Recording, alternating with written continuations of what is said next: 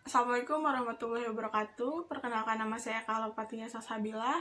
Saya dari semester 3B Fakultas Hukum Universitas Surya Kencana.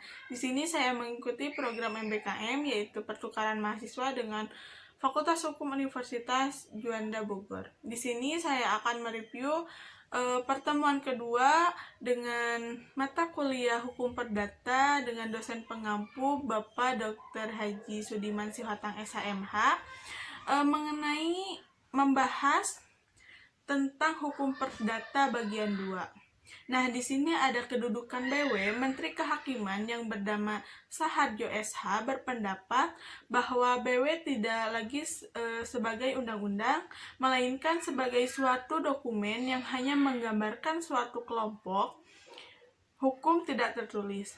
Dengan kata lain, BW bukan lagi sebagai wetbook tetapi sebagai rehbook yang dipakai sebagai pedoman. Kemudian gagasan tersebut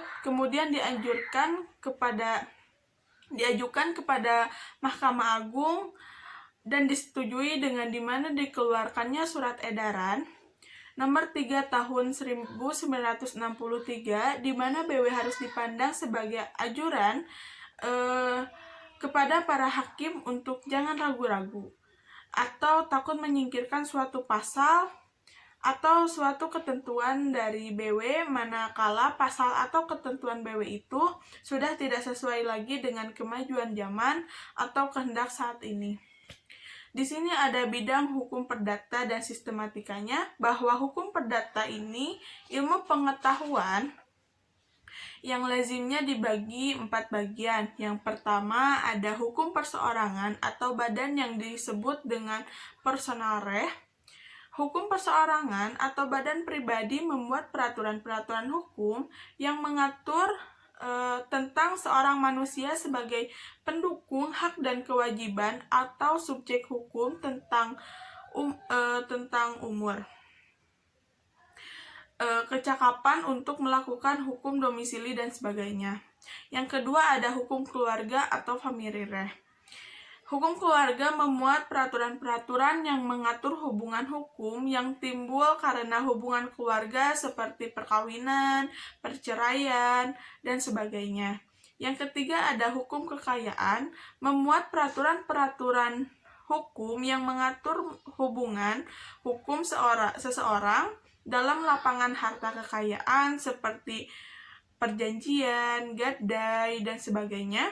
Yang keempat, hukum waris memuat peraturan-peraturan hukum yang mengatur tentang benda dan harta seseorang yang telah meninggal dunia. Selanjutnya ada sistematika hukum perdata.